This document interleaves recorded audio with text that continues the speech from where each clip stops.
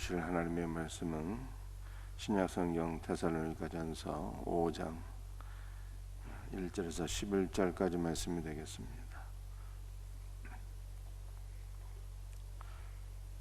332페이지 데살로니가전서 5장 1절에서 11절 함께 같이 읽습니다. 형제들아, 때와 시기에 관하여는 너에게 쓸 것이 없음은 주의 날이 밤에 도둑같이 이룰 줄을 너희 자신이 자세히 알기 때문이라. 그들이 평안하다 안전하다 할 그때에 임신한 여자에게 해산의 고통이 이룬과 같이 멸망이 갑자기 그들에게 이르리니 결코 피하지 못하리라. 형제들아, 너희는 어둠에 있지 아니하며 그날이 도둑같이 너희에게 임하지 못하리니 너희는 다 빛의 아들이요 낮의 아들이라. 우리가 밤이나 어둠에 속하지 아니하나니 그러므로 우리는 다른 이들과 같이 자지 말고 오직 깨어 정신을 차릴지라. 자는 자들은 밤에 자고 취하는 자들은 밤에 취하되 우리는 낮에 속하였으니 정신을 차리고 믿음과 사랑에 호신경을 붙이고 구원의 소망의 투구를 쓰자. 하나님이 우리를 세우시면 노하심에 이르게 하심이 아니요 오직 우리 주 예수 그리스도로 말미암아 구원을 받게 하심이라. 예수께서 우리를 위하여 죽으사 우리로 하여금 깨어있든지 자든지 자기와 함께 살게 하려 하셨느니라. 그러므로 피차 권면하고 서로 덕을 세우기를 너희가 하는 것 같이 하라. 아멘. 특성 있습니까?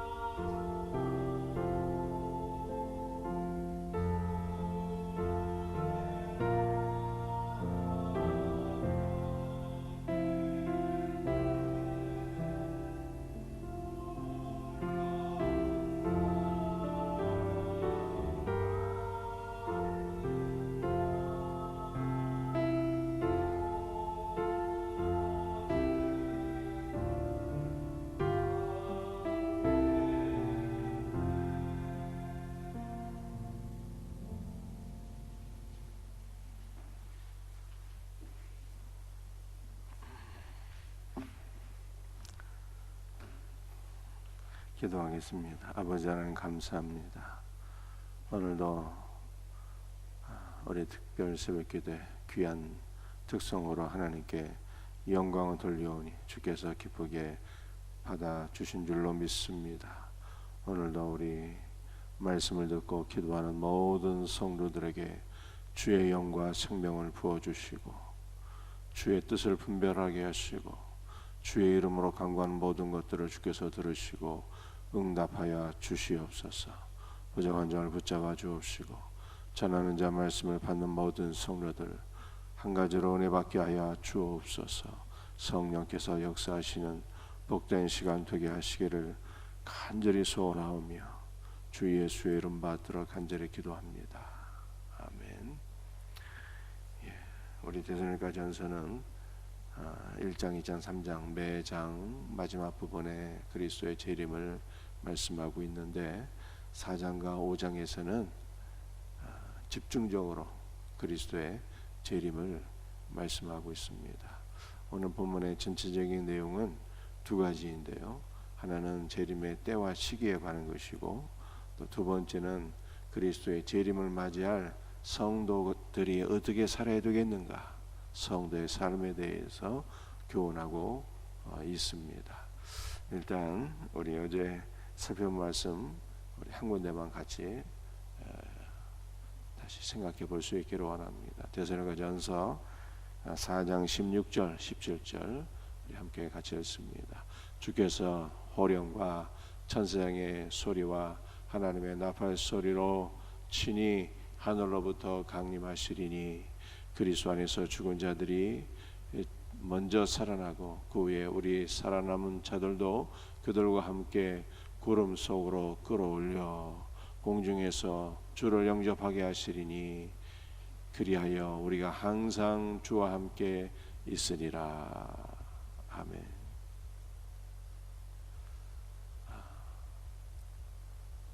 주님께서 재림하실 때 호령 우리의 이름을 다 부르면서 일어나라 말씀하실 때 그리스도 안에서 죽은 자들이 다 일어나게 되는 거예요. 천사장의 소리와 하나님의 나팔 소리로 친히 그리스도께서 하늘로부터 강림하신대. 그때 하나님의 나팔 소리는 복음의 나팔인데 하나님의 나팔 소리로 주 안에서 죽은 자들이 다 일어난대요. 주님의 호령을 듣고 복음의 나팔 소리를 듣고 그리스도 안에서 죽은 자들이 다 일어난대요. 여러분들 우리는 마지막 날 주님의 호령과 복음의 나팔을 들을 뿐만 아니라 지금 복음의 나팔을 들어야 돼요. 그럴 때 우리의 영이 그리스도 안에서 날마다 부활 생명으로 충만하게 될 것을 믿으시기를 바랍니다. 저는 다른 목회자의 설교는 평소에 거의 듣지를 않는데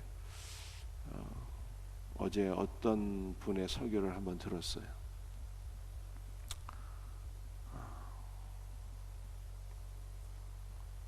한국에서 가장 유명한 분들 가운데 한 분인데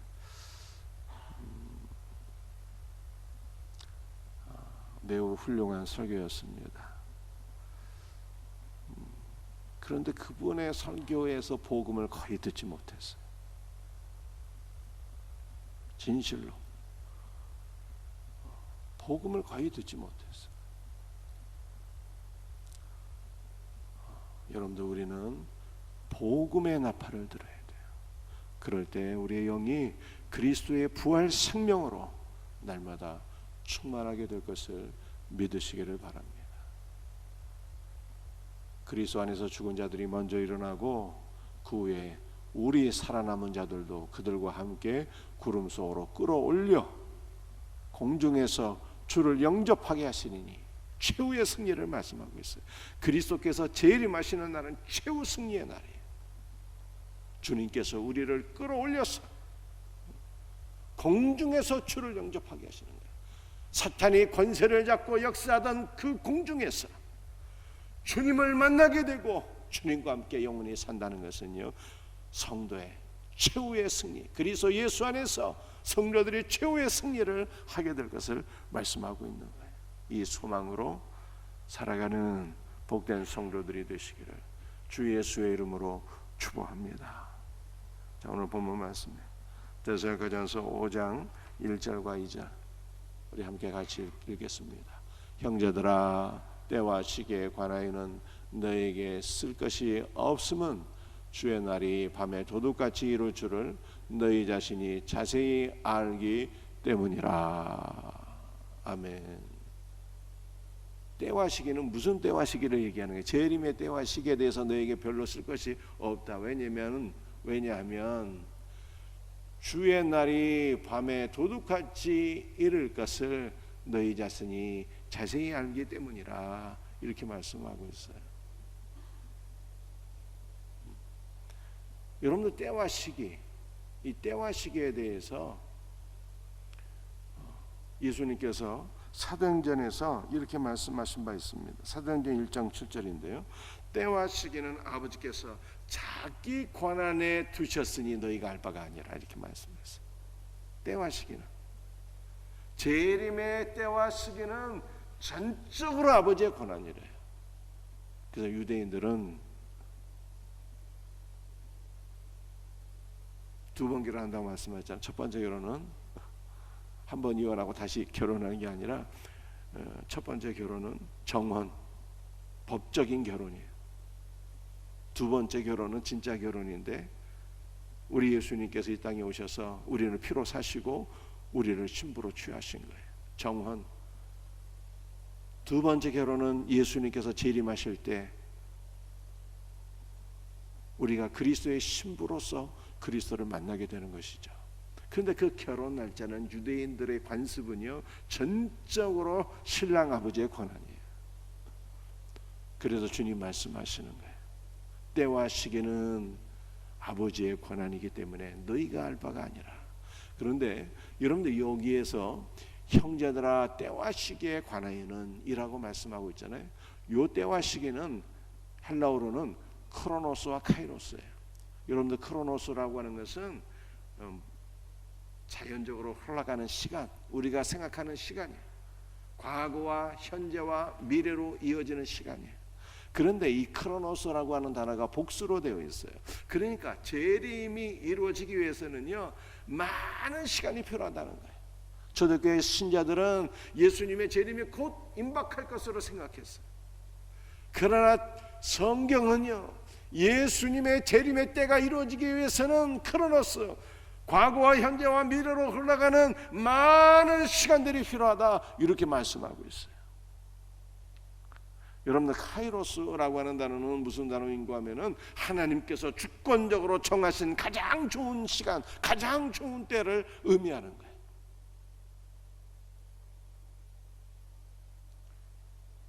하나님께서 하나님의 주권 가운데 선택하신 가장 좋은 시간, 이게 카이로스예요. 그런데 이 카이로스도 복수로 되어 있어요. 여러분들 이것은 무슨 뜻인가 하면은 마태복음 25장 말씀을 보게 되면 재림의 때에 나타날 많은 징조들을 말씀하고 있잖아요. 예를 들어서 전쟁이 일어나고 기근과 지진이 일어나고 질병이 도처에 퍼지고 거짓 선지자들이 등장하고 엄청나게 복음이 전파되고, 이러한 하나님께서 주권적으로 정하신 재림의 때에 일어날 많은 사건들을 말씀하고 있는데, 하나님께서 주권적으로 정하신 이 재림의 때에 일어날 많은 징조들이 있게 된 이후에 그때 예수 그리스도의 재림이 있게 될 것을 성경에 말씀하고 있는 거예요. 형제들아 때와 시기에 관하여는 너희에게 쓸 것이 없으면 주의 날은 여호와의 날이에요. 신약에서는, 구약에서는 여호와의 날, 신약에서는 주의 날입니다. 이 주님의 날은 믿지 않는 불신자들에게는 심판의 날이요, 믿는 성도들에게는요 구원의 복된 날이 되는 거예요. 그러므로 불신자들은 이 날을 두려워하지만 신자들은 이 날이 우리의 소망이에요. 기쁨으로 사모해야 되는 거예요. 이와 같은 은혜가 있기를 주 예수의 이름으로 축복합니다. 그런데 다시 한번 보세요. 형제들아 때와 시기에 관하여는 너에게 쓸 것이 없음은 주의 날이 밤에 도둑같이 이를 것을 너희 자신이 자세히 알기 때문이라. 예수님이 밤에 도둑같이 임하는데요, 이것은 물리적인 시간, 밤에 예수님이 오신다는 뜻이 아니에요. 유대인들은 예수님이 진짜로 밤에 올 줄 알았거든요. 그런데 그렇지 않아요. 왜냐하면 여러분들, 예를 들면 우리가 밤일 때 저 미국에는 대낮이잖아요. 거기가 밤에 오려는 대낮이에요. 그럼 예수님이 언제 밤에 온다는 것은 우리에게만 적용되고 저 반대편에 있는 사람들에게는 적용이 안 되잖아요. 그러니까 예수님께서 밤에 오신다는 것은요, 물리적인 밤에 오신다는 뜻이 아닙니다. 여러분들, 밤에 사람들이 다 무방비 상태에 있어요. 잠에 푹 빠지게 됩니다. 사람들이 영적으로 무방비 상태에 있게 될 때, 설마 예수님이 이때 오시겠어? 이렇게 생각할 때 예수님이 갑자기 찾아오신다 라고 하는 거예요. 그래서 마태복음에 주님께서 이렇게 말씀하셨잖아요. 이러므로 너희도 준비하고 있으라. 생각지 않은 때에 많은 사람들이 설마 이때 예수님 오시겠어? 영적 무방비 상태에 있게 될 때 인자가 오리라, 이렇게 말씀하셨어요. 그러니까 예수님의 재림의 때는 많은 시간, 주님께서 지정하신, 주권으로 정하신 많은 징조와 사건들이 있게 된 이후에, 그리고 많은 사람들이 설마 이때 오시겠어? 영적으로 무방비 상태에 있게 될 때 예수님이 갑자기 오신다. 때와 시기에 대해서 이렇게 말씀하십니다. 데살로니가전서 5장 3절 말씀 보시겠습니다. 같이 읽습니다. 그들이 평안하다 안전하다 할 그때 임신한 여자에게 해산의 고통이 이름과 같이 멸망이 갑자기 그들에게 이르리니 결코 피하지 못하리라. 여러분, 제게 재림의 이 때에 대해서 세 가지 특징이 있어요. 재림은 평안하다 할 때 갑자기 오는 거예요. 사람들이 생각지 못한 그 시간, 다시 한번 그것을 강조하는 거예요. 평안하다 할 때. 그런데 가짜 평안이죠. 마치 노아 시대처럼, 야, 이렇게 하늘이 청청한데 무슨 비가 오고 홍수가 오겠어? 저 노아라는 놈이 하는 말은 다 거짓이야. 그래서 사람들이 먹고 마시고 시집가고 장가가고 육체의 즐거움에 빠져있게 될 때 갑자기 홍수가 임한 것처럼 재림은 그렇게 평안할 때 갑자기 임한다 라고 하는 것을 성경이 말씀하고 있어요. 여러분들, 재림의 특징, 극심한 고통이 수반된대요. 여러분들, 사람이 느낄 수 있던 고통 가운데 가장 큰 고통이 임신한 여자가 해산하는 고통이래요. 여러분들, 지금은 마취도 하고 수술도 하고 그래서 분반해서 해산의 고통이 없지만 옛날에야 무슨 마취제가 있습니까? 무슨 수술이 있습니까? 그냥 생으로 출산해야 되는데 그 고통은요, 사람이 경험할 수 있는 고통 가운데서 가장 큰 고통이래요. 그래서 예수님께서 재림하실 때 그와 같은 고통이 수반된다. 전쟁과 폐경과 지진과 팬데믹과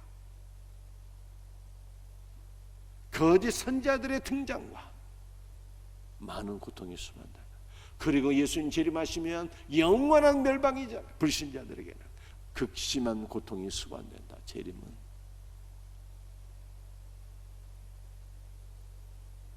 그리고 재림의 세 번째 특징은요, 피할 수 없는 거예요. 여러분들, 해산하는 임신한 여인이 해산을 피할 수가 있습니까? 혹시 피할 수 있을지도 몰라요. 임신했는데 해산하지 못하는 경우가 간혹 있잖아요. 아이가 복종해서 죽게 되는 경우, 해산할 수 없어요. 그러나 임신했다는 것은 해산을 전제하는 거죠. 임신하면 해산하는 거예요. 임신케 하신 이가 해산케 아니하겠느냐, 성경은 이렇게 말씀하고 있습니다. 그러나 임신한 여인이 해산하지 못하는 것은 혹시 있을지라도, 예수님의 재림은 결단코 피할 수 없어요. 반드시 주님은 오신다. 이렇게 성경이 말씀하고 있어요. 결코 피하지 못하리라. 예수님의 재림은 결코 피할 수가 없어요.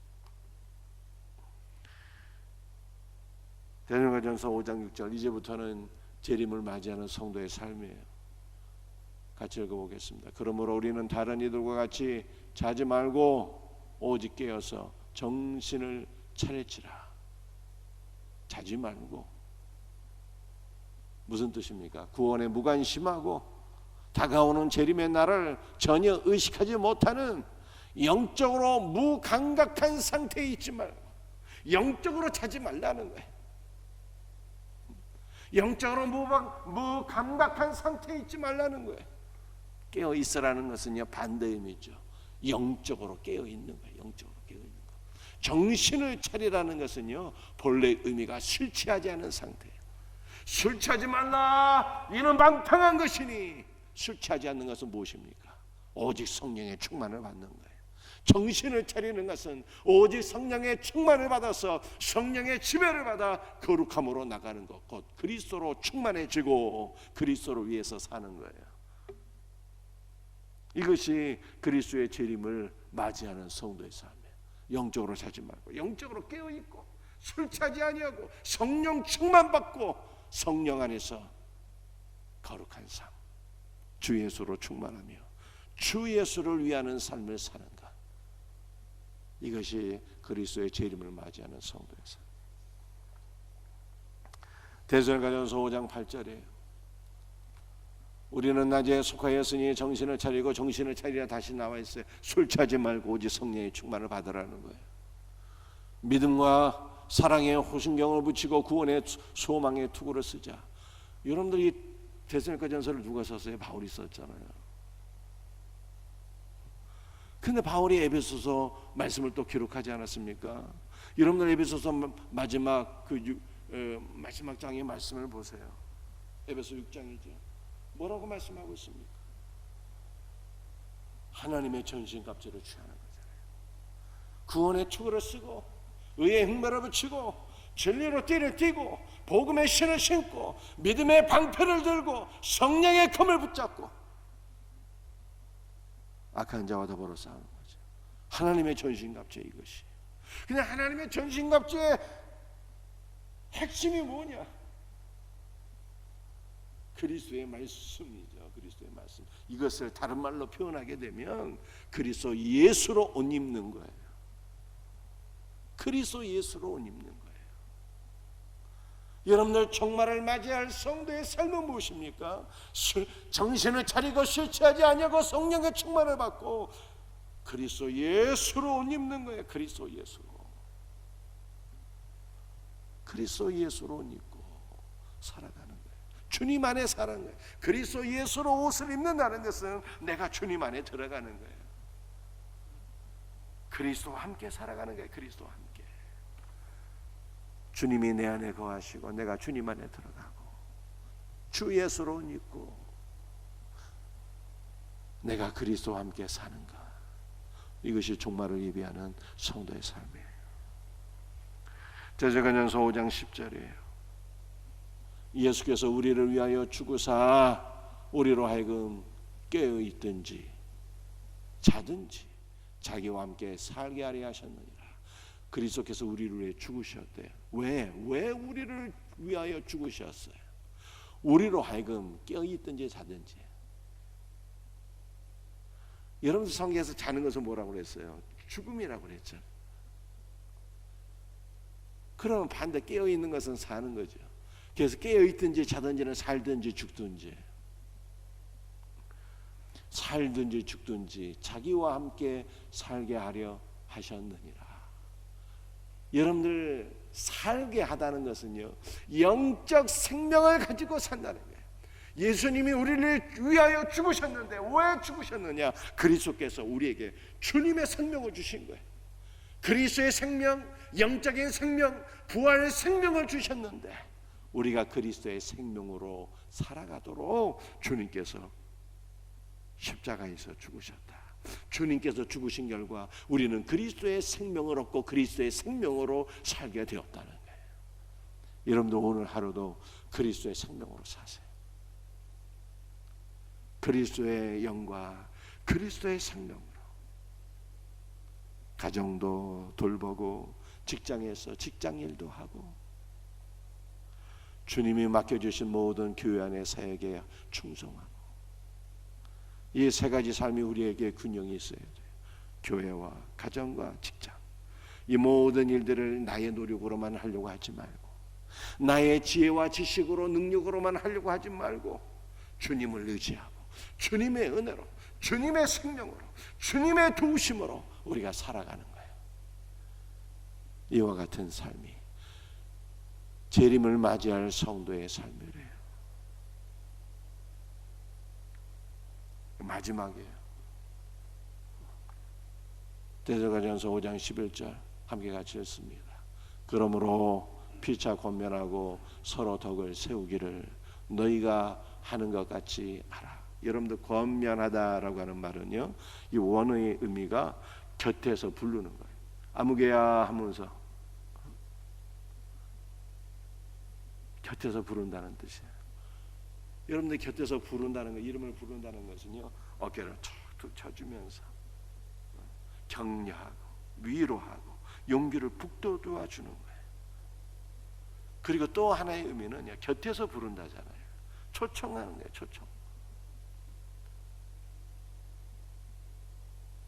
이 두 가지 의미를 연결해서 권면하다라고 하는 것은요, 누구에게 훈계질을 한다는 뜻이 아니라 그리스도께로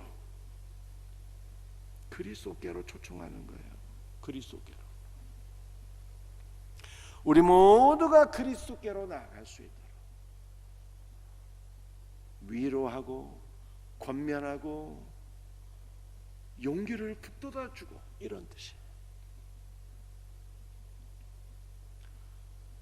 그러므로 피차 권면하고 덕을 세우기를. 덕을 세운다는 것은요, 무슨 복되고 거룩한 삶 그런 게 아니라 덕을 세운다는 것은 건축하다는 뜻이야. 건축하다. 그러므로 이 두 가지 권면하고 덕을 세운다는 이 두 가지 개념을 연합하게 되면 우리 모두가 그리스도 안에서 한 성전으로 건축되기 위하여 그리스도께로 가야 된다고 서로 권면하고 위로하고 용기를 북돋아 주는 거예요. 그리스도께로 가서 그리스도 안에서 한몸된 성전으로 우리가 세워질 수 있도록 서로 위로하고 격려하고 용기를 북돋아 주는 것, 이것이 재림을 맞이할 성도의 삶이라 이렇게 말씀하고 있어요. 그래서 오늘 말씀은 두 가지, 때와 시기, 그리스도의 재림을 맞이할 성도의 삶, 이 두 가지를 기억하면서 다시 오실 주님을 소망하고 서로가 서로를 위로하고 격려하고 용기를 북돋아주고 그리스도에게로 나아가서 그리스도 안에서 우리가 한몸된 거룩한 성전으로 세워지는 이 놀라운 은혜가 있기를 주 예수의 이름으로 축복합니다. 기도하시겠어요?